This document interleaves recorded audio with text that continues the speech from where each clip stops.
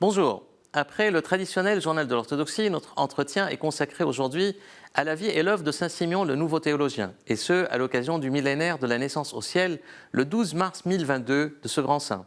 Pour parler de ce grand spirituel byzantin, je reçois Michel Stavroux, professeur de la théologie des dogmes et de l'histoire de l'Église byzantine et doyen de l'Institut de théologie orthodoxe Saint-Serge de Paris, qui organise les 25 et 26 novembre un important colloque international sur la vie et l'œuvre de ce grand saint, dénommé le Chantre de la lumière divine, le troisième de l'Église orthodoxe après l'apôtre Jean, l'évangéliste et Saint Grégoire de Nazianze, a porté le titre de théologien. En fin d'émission, notre vidéo rend hommage au grand chantre Daniel de Katunakia, du skite des Daniélites du mont Athos, un des disciples de Saint Daniel de Katunakia qui avait été canonisé par le patriarcat œcuménique de Constantinople en mars 2020. Daniel de Katunakia, qui vient de décéder au mont Athos, est un des psaltes et iconographes les plus réputés de la Sainte Montagne, qui était appelé dans tous les monastères et lors des grands offices pour chanter, autour duquel les moines chantres faisaient la ronde dès qu'ils se présentaient. Et lui, tel un aigle qui parle aux hauteurs et scrute les détails d'ici-bas, dirigeait les chants avec maîtrise et humilité. Ici, il chante le célèbre Actionestine, le célèbre chant à la Mère de Dieu. Il est digne en vérité au ton 6. Bonne émission à tous.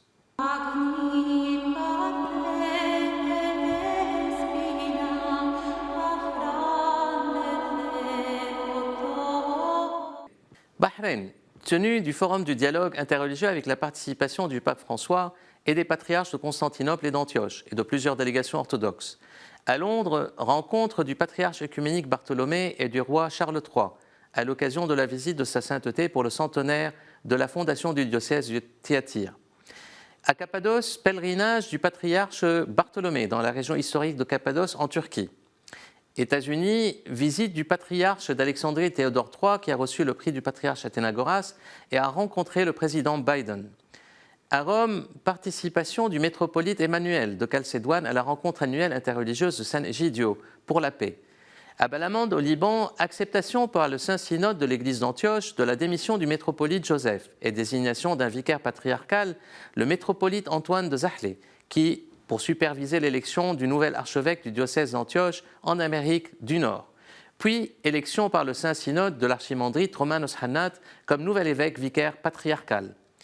À Chypre, le patriarche Jean X d'Antioche s'est rendu fin octobre au chevet de l'archevêque Chrysostome II, primat de l'église orthodoxe chypriote, quelques jours avant le décès de ce dernier le 7 novembre. Le patriarche Jean X avait présidé le 26 octobre les vêpres de la fête de Saint-Dimitri à l'église du Saint à Nicosie. À Moscou, visite du père Ioann Soka, secrétaire général du Conseil œcuménique des Églises au patriarche Kirill de Moscou. Jérusalem, visite d'une délégation russe présidée par le métropolite Antoine de Volkolamsk, directeur du département des relations extérieures du patriarcat de Moscou, au patriarche Théophilos III de Jérusalem, qui a reçu par ailleurs la visite du gouverneur civil du mont Athos, Athanasios Martinos. À Bucarest, visite du métropolite Panteleimon de Veria au patriarche Daniel de Roumanie, transportant avec lui les reliques de Saint Grégoire de Palamas. En Roumanie, signature par le patriarche Daniel d'un protocole avec le ministre de la Santé pour offrir un accompagnement spirituel dans les milieux hospitaliers. En Australie, tenue de la première synaxe cléricale de l'archidiocèse australien du patriarcat œcuménique le 18 octobre sous la présidence de l'archevêque Makarios d'Australie. À Varsovie, un doctorat d'honneur a été décerné par l'Académie chrétienne de Varsovie à l'archevêque Anastasios de Tirana d'Albanie, en présence de l'archevêque Savas de Varsovie. À Athènes, réunion de la Commission internationale du dialogue théologique entre les anglicans et les orthodoxes du 7 au 14 octobre, sous la coprésidence du métropolite Athénagoras de Belgique et de l'archevêque Richard Clark. À Paris, visite du secrétaire général de l'Assemblée interparlementaire orthodoxe, le docteur Maximos Charakopoulos, au siège de l'UNESCO à Paris, où il a évoqué le statut de la cathédrale Sainte-Sophie transformée en mosquée par les autorités turques. En Bulgarie, aide du gouvernement au monastère de Saint-Jean de Rila, célèbre monastère pour ses fresques extérieures classées comme patrimoine mondial. Plusieurs monastères bulgares, d'ailleurs, se trouvent en difficulté en raison de la crise énergétique. Paris, intronisation par le patriarche Porphyrios de Belgrade à la cathédrale serbe de la rue Saint-Plon de Monseigneur Justin en présence des évêques orthodoxes de France. À Paris, toujours, célébration le 9 octobre des vêpres orthodoxes pour la mémoire de Saint-Denis l'Aréopagite en l'église Saint-Étienne-du-Mont, en présence de l'archevêque de Paris, Monseigneur Laurent Ulrich, et du métropolite Joseph de la métropole orthodoxe roumaine d'Europe occidentale et méridionale et du métropolite Dimitrios de France. Paris, célébration du 130e anniversaire de la consécration de la cathédrale orthodoxe roumaine de Paris, dédiée aux saints archanges Michel, Gabriel et Raphaël. Publication sortie du numéro 278 de la revue Contact avec pour thème l'Église orthodoxe face à la guerre. Sortie aussi d'une nouvelle 5e édition enrichie de l'icône du père Michel Queneau aux éditions Ordruc. Un nouvel ouvrage de l'archimandrite Élie, Mes pupilles conserveront l'éclat de ta beauté, aux éditions du monastère de la Transfiguration à Terrasson, www.monastère-transfiguration.fr, portant sur le pèlerinage effectué en 2019 en Serbie, Kosovo et Monténégro. 2 nouveaux numéros de la série Connaissance des Pères de l'Église, le premier sur l'Évangile de Jean et le deuxième sur Saint Irénée de Lyon et l'Unité, aux éditions Nouvelle Cité. Sortie du calendrier liturgique 2023 publié par la Fraternité orthodoxe Nord occidentale. Et enfin, l'émission Orthodoxie sur France Télévisions du 1er novembre dernier a été consacrée à Mère Marie Skoptsov, l'amour incarné. Et tout de suite, notre entretien.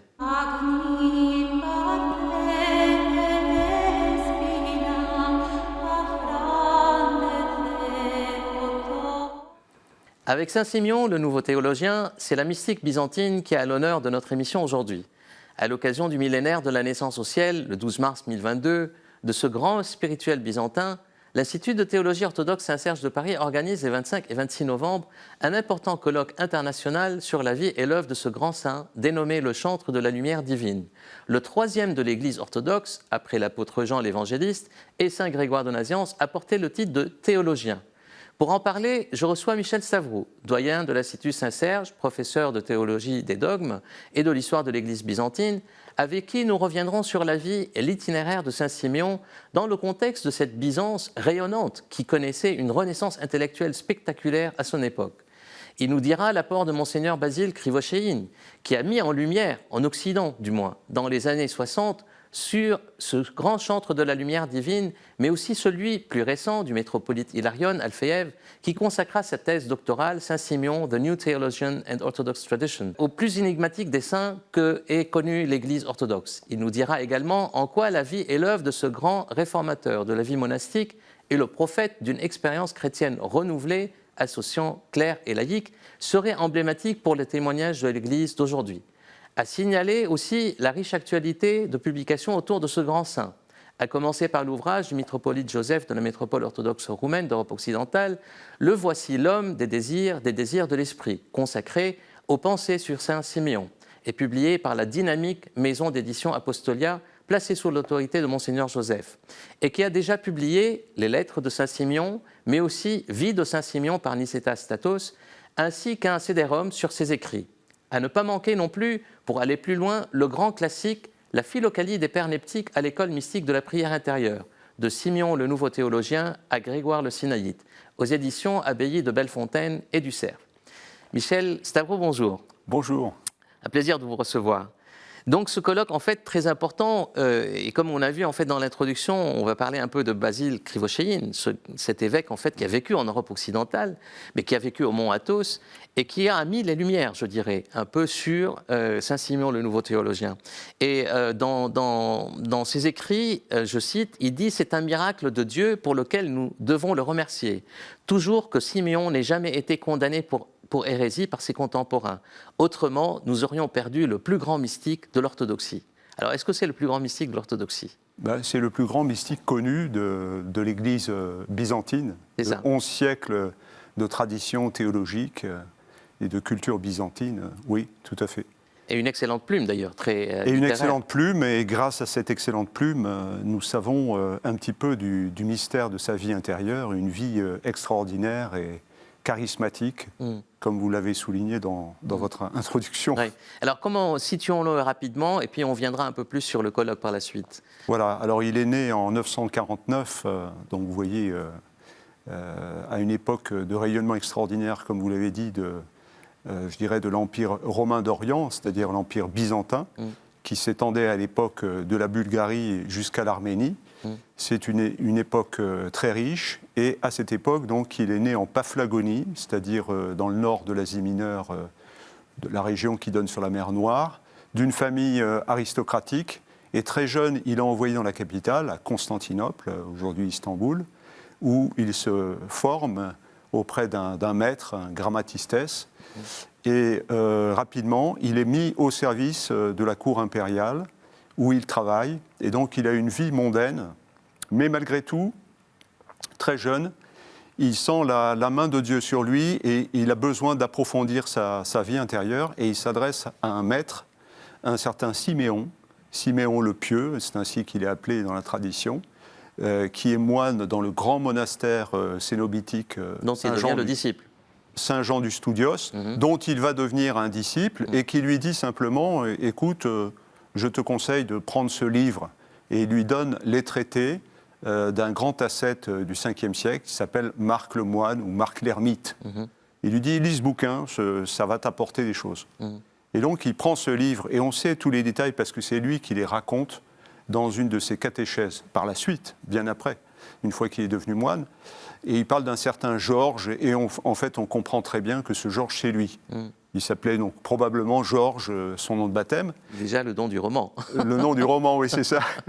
Et alors, donc, il prend ces traités de Marc l'Ascète, il lit, et il y a 3 passages qui le frappent fortement. Et il y a un de ces passages qui dit simplement « Écoute ta conscience, et ce qu'elle te dit, fais-le, et tu trouveras ce qui t'est nécessaire. » Et ça, c'est très important parce que c'est le message que va reprendre Saint Siméon à travers toute son œuvre. C'est le fil conducteur. C'est un fil conducteur, la conscience personnelle. Alors non pas une conscience individualiste comme certains l'ont interprété au XXe siècle, c'est une conscience personnelle, c'est-à-dire dans la communion ecclésiale, et une conscience qui est pour lui, selon lui, toujours guidée par l'Esprit Saint. C'est-à-dire l'Esprit Saint, c'est celui qui guide tous les chrétiens à travers leur vie. Mais malheureusement, la plupart du temps, ils ne font pas attention. Alors on dit en fait qu'on qualifie le chantre de la lumière divine. Parce qu'en fait, il y a cette question de la lumière, c'est la nature et les énergies, et puis de nouveaux théologiens. C'est-à-dire, en fait, il a le qualificatif de théologien. Alors, qu'est-ce qui se passe? C'est qu'à l'âge de 20 ans, il a une expérience extraordinaire, alors qu'il est encore dans le monde. Une expérience de lumière qui lui est donnée d'en haut. Il a pris l'habitude, en suivant sa conscience, de prier un peu plus que la prière normale, le soir. Et au bout de quelques mois, un jour, sans qu'il ait vu quoi que ce soit, une lumière immense l'inonde, et c'est une lumière de joie, et il sent la présence de Dieu.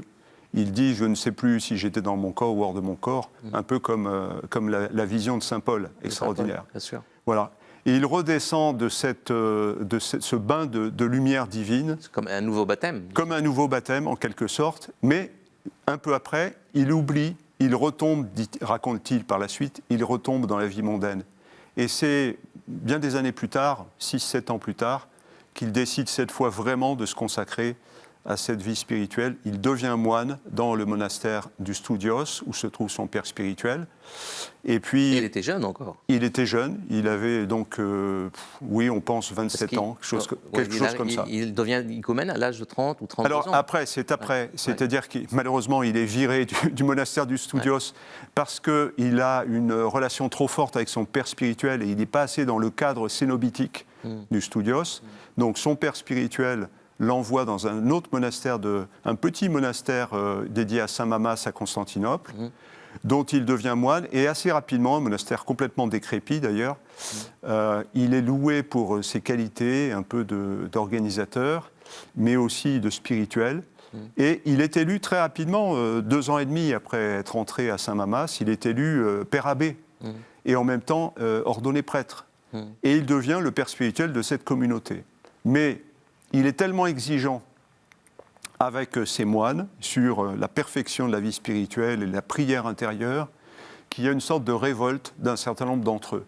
Ça va jusqu'au patriarche, il y a une petite conspiration. En fait, qu'ils ne comprennent pas son expérience mystique. Ils ne comprennent pas à la fois son expérience mystique et son lien particulier à son père spirituel, Celui-ci étant mort quelques années plus tard, il fait un véritable culte à son père spirituel, il fait dessiner son icône alors qu'il n'a pas été proclamé saint, et il fait inscrire au Hagios, c'est-à-dire le saint Siméon l'Ancien, ce qui pour certains est un scandale. Et donc il va se faire exiler finalement sous la pression d'un certain nombre d'ennemis, entre guillemets, et il va vivre à ce moment-là de l'autre côté du Bosphore, à Chrysopolis, petite ville aujourd'hui du Skudar.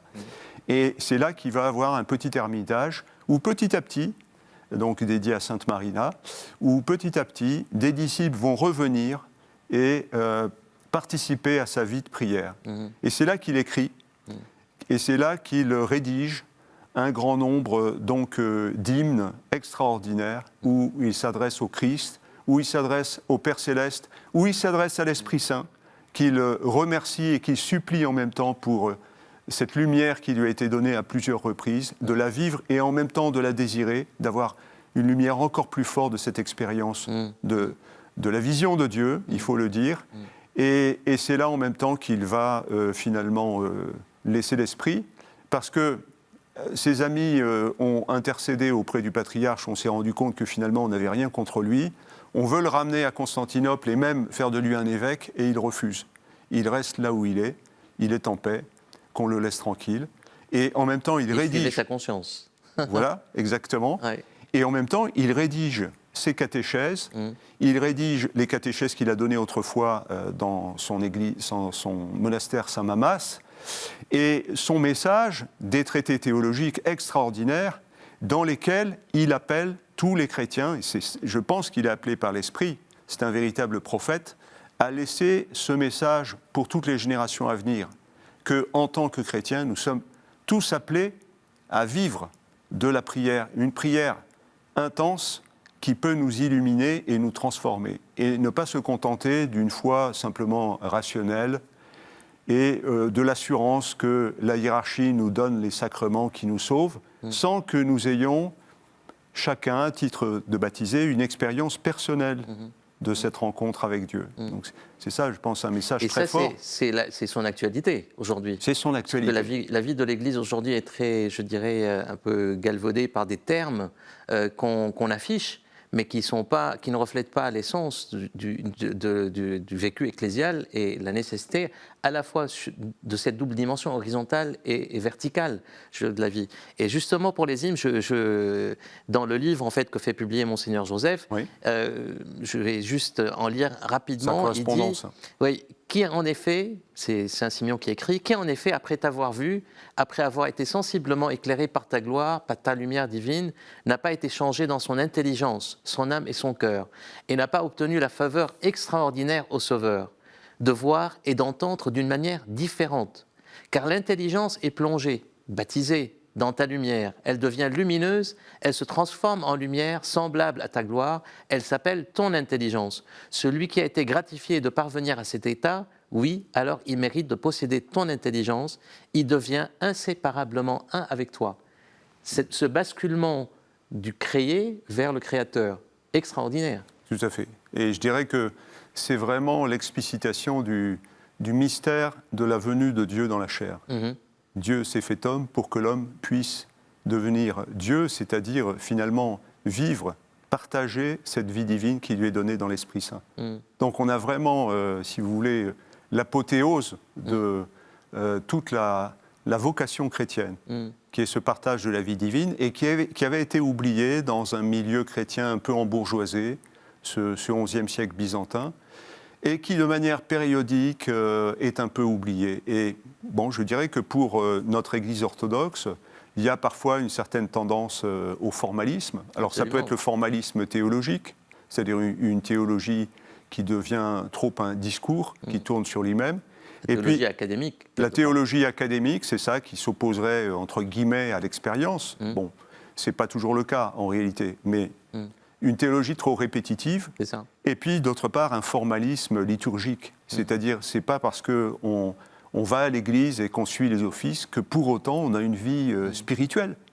Malheureusement, la vie spirituelle peut être complètement corsetée et fermée et engoncée dans des habitudes et doucement dormante, engourdie. Et je crois que Saint-Siméon est un véritable prophète pour nous et pour toutes les époques. D'où son actualité. Et d'où l'importance de ce colloque, en fait, qui tombe bien, parce qu'en fait, c'est un millénaire après sa dormition, 1022-2022. Et quels sont les angles, en fait, que propose le colloque, très rapidement Alors, le colloque qui est organisé avec la faculté de théologie catholique d'Angers, est un colloque qui est organisé avec 12 spécialistes internationaux. En fait, voilà, tout à fait. Ouais. Et puis donc écuménique. Il y aura des orthodoxes, mais aussi beaucoup de frères et sœurs catholiques. Et puis aussi des spécialistes universitaires. Donc les 3 volets qui seront abordés, c'est la vie et le temps, dans lequel donc a évolué Saint-Siméon. Il y a beaucoup d'éléments historiques assez mystérieux. On ne connaît pas très bien son lien avec le cercle impérial, donc il y a des spécialistes qui continuent, des historiens qui continuent. On dit de lui qu'il est le plus énigmatique des saints orthodoxes. Oui, c'est vrai. C'est aussi parce que c'est quelqu'un hors cadre prophétique. Absolument, tout à fait. Donc le deuxième volet, c'est sur l'œuvre, et donc ce qu'elle représente en termes à la fois mystiques et théologiques. Donc on abordera beaucoup d'aspects de son œuvre. Et puis le troisième volet, c'est sa réception à travers l'histoire de l'Église, et notamment aujourd'hui. Comment il a été reçu, comment il a été retrouvé au 19e, 20e siècle, et vous signaliez à juste titre Monseigneur Basile Krivoshein. Qui a beaucoup fait. Qui a beaucoup fait pour le redécouvrir dans l'Église orthodoxe. Il faut aussi signaler les travaux de Jean d'Aroudzès et du père Paramel, qui ont énormément travaillé pour l'éditer et le traduire dans les sources chrétiennes. On a quand même la chance d'avoir ces textes en bilingue grec et français, donc grâce au travail de l'Institut des sources chrétiennes et de ses collaborateurs. Donc c'est un trésor. Et quand on se promène au Mont Athos, on voit partout ces volumes des sources chrétiennes. Vous vouliez lire un petit texte en fait du grand classique de Monseigneur Basile Krivoshein qu'on peut montrer à l'écran, dans la lumière du Christ. C'est ça, dans la lumière du Christ. Alors c'est son exigence vis-à-vis des prélats, c'est-à-dire des prêtres et des évêques, et il fait parler le Christ en disant « Vous, évêques, qui traitez avec hauteur tous les petits comme des êtres chétifs et tout à fait inférieurs, vous, évêques qui manquez à vos devoirs, je ne dis pas ceux dont la vie correspond à leurs paroles et constitue le sceau de leur enseignement inspiré, mais ceux dont la vie contredit les paroles, à qui demeurent inconnus mais redoutables et divins mystères, qui s'imaginent tenir du pain alors que c'est du feu, qui me méprisent comme un pain ordinaire, qui croient voir et manger une simple bouchée sans voir ma gloire invisible. » Donc ce n'est pas une critique systématique contre l'institution, bien sûr, mais c'est une critique contre tous ceux qui ont perdu conscience du lien direct, intime qui existe entre l'Église institution et la vie dans l'esprit. Et c'est, je dirais, cette exigence extraordinaire. Il y en a une autre qui est aussi importante, c'est celle vis-à-vis de la paternité spirituelle, où il dit finalement, c'est une vieille tradition, que le sacrement de la confession peut être donné non seulement par les prêtres, ceux qui ont été ordonnés, qui ont reçu l'autorisation de l'évêque, mais aussi par un moine inspiré. Parce qu'un moine qui est rempli de l'Esprit Saint peut lui aussi confesser. Alors évidemment, vous voyez une sorte de flottement qui existe sur ce point au XIe siècle et qu'on retrouve à travers les siècles jusqu'à tout récemment. D'où l'actualité en fait de Saint-Siméon, le nouveau théologien, et qui nous interpelle beaucoup, à la fois, comme vous l'avez dit, en fait, sur la mystique chrétienne et sa relation avec l'institution, et deuxièmement, c'est-à-dire l'expérience personnelle. Et on voit très bien qu'elle est très christocentrique, en fait, sa mystique. Christocentrique avec un Christ conçu comme rayonnant de l'Esprit Saint, bien entendu. Absolument. Et deux, sur les questions de gouvernance de l'Église. Et je pense que ça, c'est vraiment un vrai sujet. Un grand merci, Michel, pour... on a une minute, peut-être, en fait, pour parler très rapidement de Saint-Serge, parce que vous avez été élu doyen de l'Institut de théologie orthodoxe Saint-Serge il y a un an et demi. Et je pense que l'Institut se renouvelle, se remet au travail de nouveau. Et là, vous avez publié récemment aussi sur les questions en fait, qui nous interpellent beaucoup, la question de la guerre, la question en fait, de comment se positionner par rapport à la violence du monde. Si vous pouvez nous dire deux mots rapidement en fait, sur Saint-Serge. Mais Saint-Serge a toujours travaillé et continue, Absolument. Mais toujours dans le même état d'esprit, c'est-à-dire un institut qui est au service de l'ensemble de la communauté orthodoxe de par le monde. Je rappelle une chose, c'est que dès le départ de sa fondation, il a été créé comme Institut de théologie orthodoxe, avec une dénomination donc, qui signifiait qu'il s'adressait à tous. Et il continue aujourd'hui. Parmi donc, nos enseignants, nous avons 7 juridictions différentes, orthodoxes, dont sont issus nos enseignants. Quant à nos étudiants, ils sont de toutes juridictions également. Et nous avons aujourd'hui plus de 200 étudiants qui sont inscrits. D'abord au programme académique LMD, licence, master, doctorat.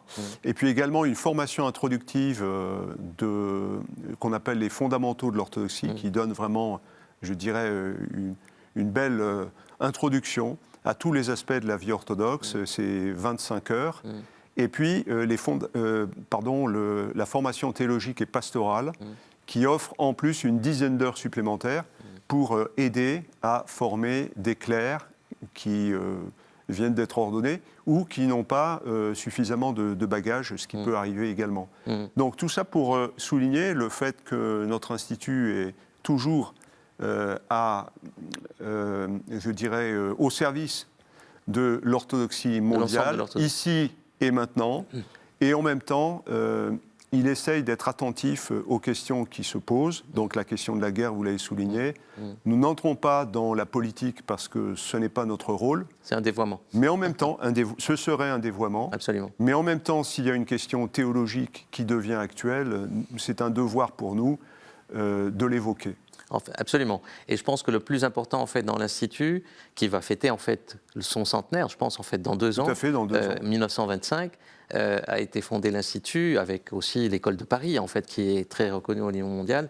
Mais ce qui est le plus important, c'est cette théologie ici et maintenant. C'est-à-dire en fait, c'est pas une théologie académique, c'est une théologie au service de l'Église dans son vécu au quotidien. Exactement. Et là, je vois la relation directe avec Saint Siméon le Nouveau Théologien. C'est une théologie apophatique. Ouais. Dieu est toujours au-delà de tous nos mots.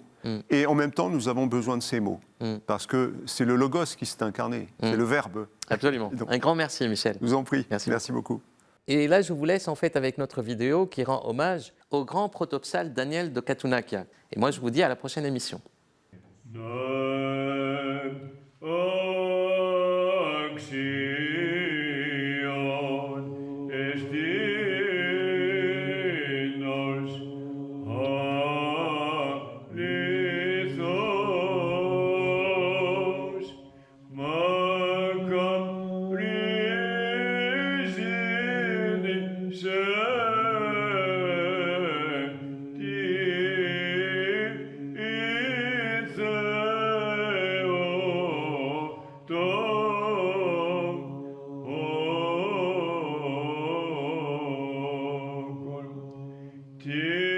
non